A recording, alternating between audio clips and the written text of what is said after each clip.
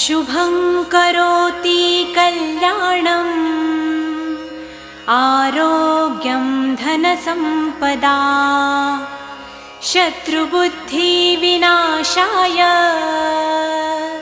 दीपज्योति नमोऽस्तुते। दिव्या दिव्या रे दीपत्कार कानी कुंडलमोतीहार